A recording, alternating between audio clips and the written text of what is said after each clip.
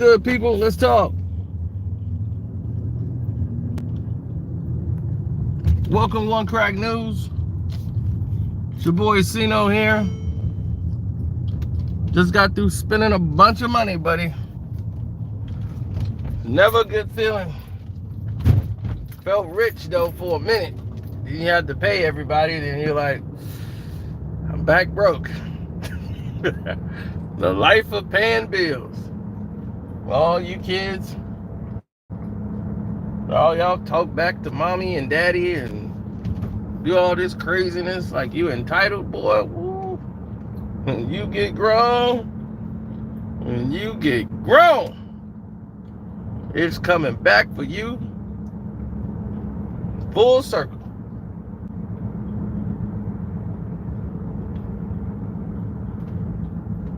Now let's talk about it.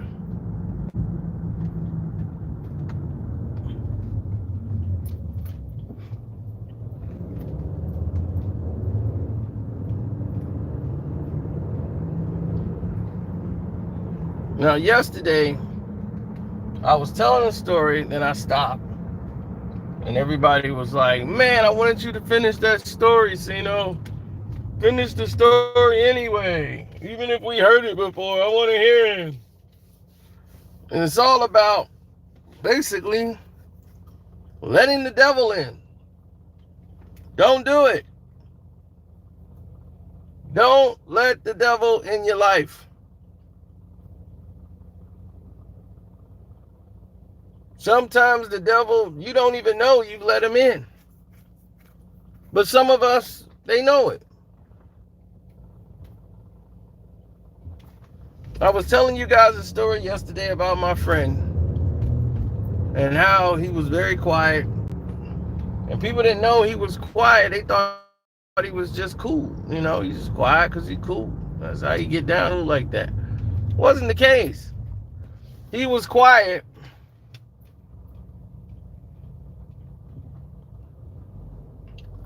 He was quiet because of what was happening around him. He was suffering. So when they began to ask him, you know, like, what's going on around you? You know, like, what is going on with this guy? You know, this guy is not like this. They're, you know, naturally concerned. So they started asking questions. And they said, hey, you know, what's going on, man? This is not like you. You know, you're mostly outgoing. You know, you do things, you used to do things and stuff. And he's just like, nah, I'm just chill. But he often spent more time hanging out with us than being at home. And it was just him and his mom, right? And then his grandmother lived about 5 minutes away. So he spent more time over there. Like, I had never seen his mom. I spent time with him over there with his family and his family situation. Okay? Like his grandma and everybody else. That was like his family, his cousins. I spent most of my time there. I didn't really know him from his mom's side, only on his grandma's side. But he would always go home or we would drop him off at the crib. Now, another friend of ours was this wannabe tough guy gangster. And him and me never were really close like that. We weren't. We just weren't really close. He always tried to like fix that, but we never was. We would just, I would keep him at arm's distance, you know. But his brother, his other brother, you know, who was younger than him, me and him were like, we were more tight and had conversations more than he did. But he had an older brother. And his older brother looked like Cameron from Dipset. You know, coming over, and he was all about the streets and gangbanging. You know, he was the real article. So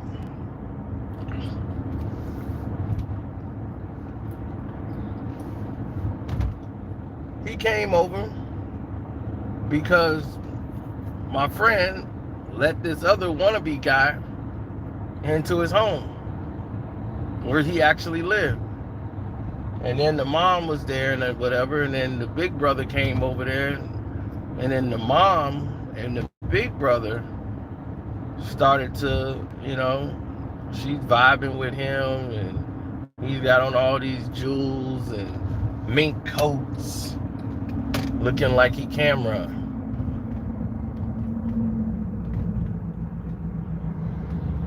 And he's flirting with the moms. Now, my boy don't like it. That's his mom's. Like, she's still somewhat and somewhat not dealing with his father, who kept going back and forth to jail. So the father ends up coming out of jail and finding out that she was messing around on him, and he was like, "You messing around on me." So he comes home, just come to the crib one day to find his father home. His father, first time he been in jail for 2 years, he looks at his son and don't even say nothing to his son. Like, "Hey, son, what's going on?" "Man, your mama out here tricking and doing all this and this and that. Why you letting this go down? Your mama tricking and this and that." He don't even say what's up to his son or nothing. He talking to her. He didn't care nothing about his son. And he walked out. He got his stuff packed up and was like, "I'm out. And I ain't helping you. And don't ask me for no money for him." That's what he said about his own son. "Don't ask me for no money for him." Didn't say a word to his son. Walked out.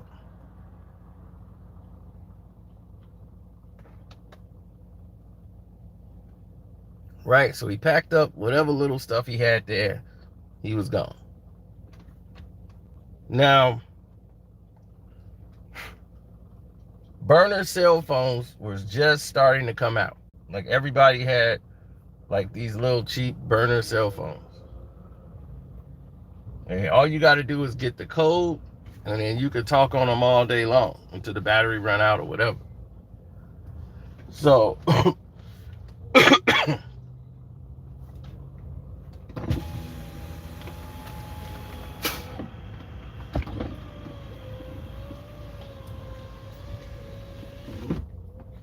the phone was locked, right?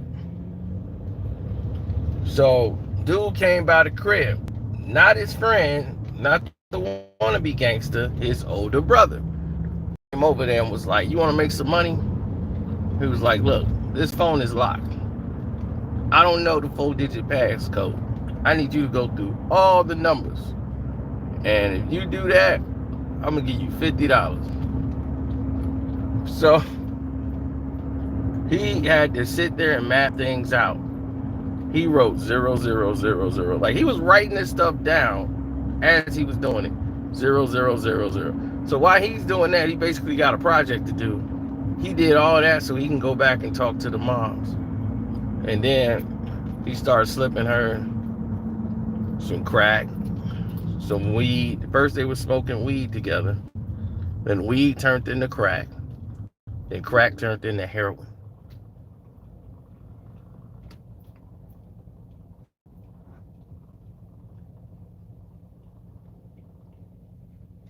There was all these bent and burnt spoons all throughout his house.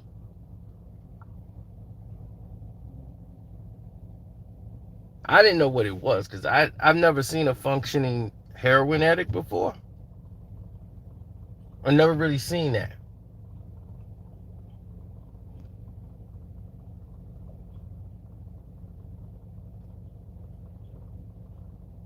So when he separated the situation and he started letting people come there, I had, just by the happenstance of God, my car broke down. I had to stay there like for about a month. I was able to see that. And that wasn't a good thing to see. I understood every bit of pain he was going through at the time. Because he had to sit there and watch his mom deteriorate as the older brother didn't really deal with her no more. Because she had stole from him. He turned her into basically an addict, then turned his back on her. It's like, wait a minute, you turned her to an addict. Now you turning your back on her. Come on, man. Where they do that at?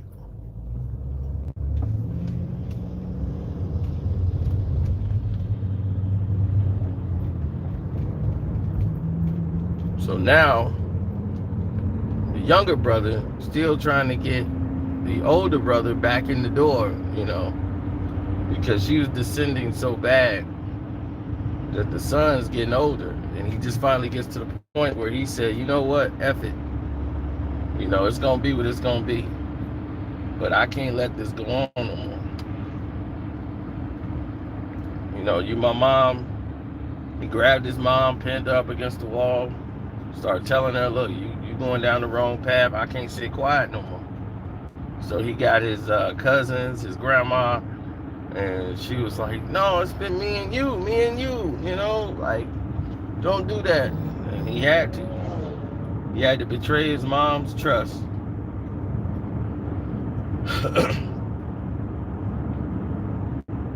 And call in the family.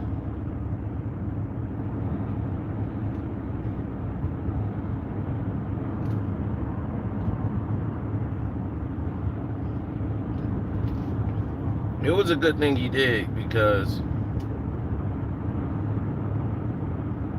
it wasn't going to end well. That situation was going to go one way.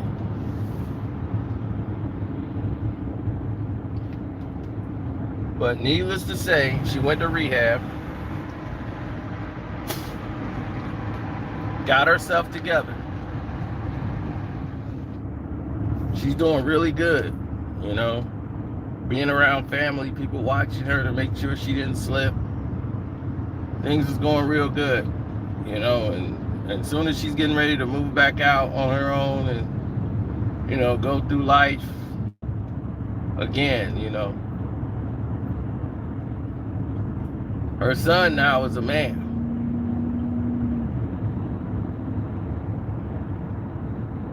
He finds a girl he likes, he gets married, has a bunch of kids, settled down. Now she's got grandkids, She got grandbabies. So she don't want to fail them and go back.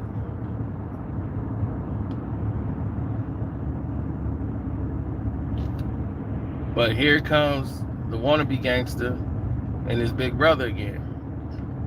They didn't come over to try to get her back on drugs or anything. They just came by one day, hey, what's up? Sticking their beak in the door just to say what's up. And he's like, man, you're looking good again. I'm good. It's good. I'm glad you got some help. And, I still care about you and all that. I want you to still be good. But what he's doing is still putting out fillers. But the son ain't having it this time. Son this time ain't going to sit quiet. He opened his mouth and was like, nah. That's dead, homie. That's dead. Your mom's, that's dead. He was like, what? No, that's dead, homie. That's dead. That's how honest, that's how, to the number he was, to the letter. He was dead serious. That was dead. You wasn't finna get back in there with moms. He wasn't gonna allow it.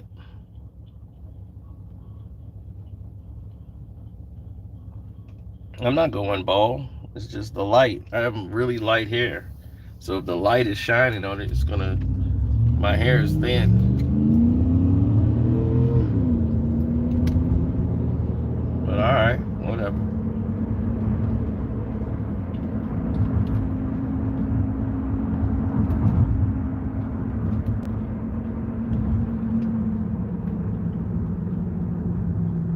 So that's what that story was about. Right now, they good. Like she went back on drugs. She's doing well. Family's doing well. Grandkids now, I'm blessed. There's a blessing that they got the devil out their house. And when the devil tried to come back in, they blocked him out. When last time he stayed quiet and let the devil come in.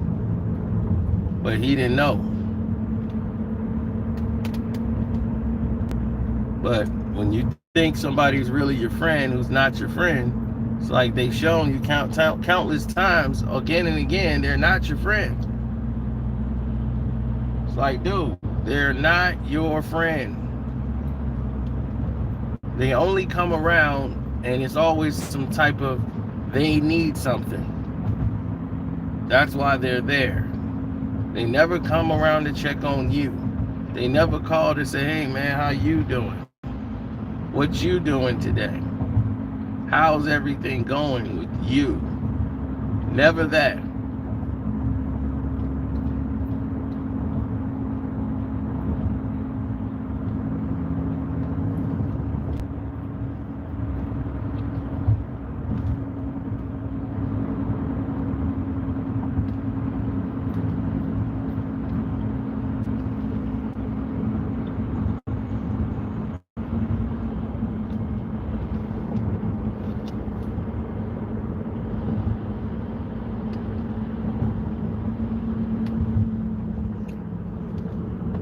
That's why sometimes we let the devil in, because the devil, we know they're a devil, but they might be cool, man. He got the drinks. He brought the smoke. We gotta let the devil in. I mean, he ain't doing nothing. He ain't causing no harm. You let the devil in, and pretty soon they'll show you why they the devil.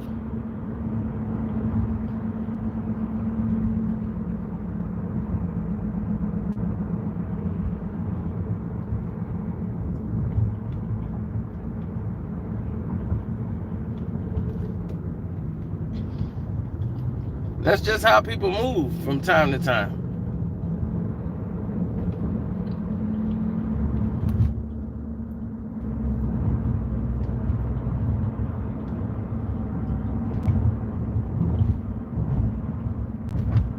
Some people don't call, you know, you have those friends. They don't call to say, hey man, just call to check on you, see how you were doing.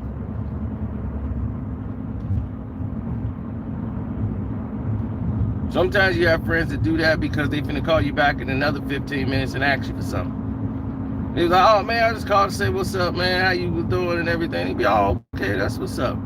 And another day they call you 2 days later, yo man, guess what happened, man? What? I forgot to tell you.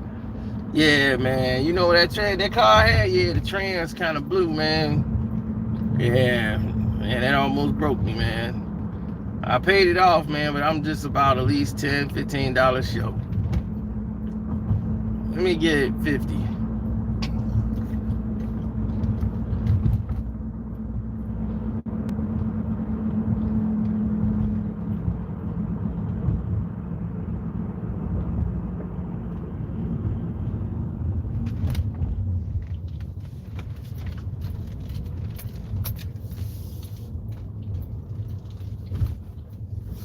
The devil is what it is. The devil.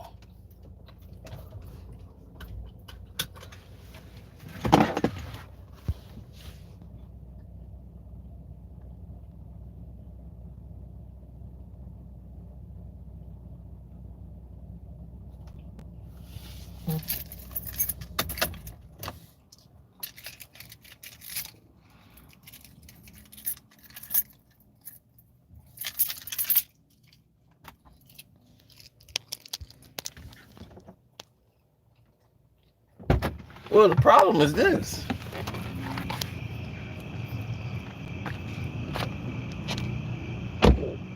You know how people say the answer continues to be a question?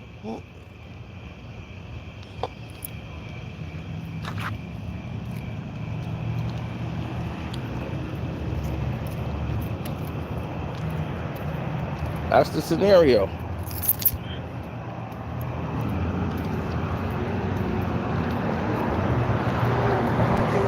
Getting ready for another round. Huh? What's up? Heineken.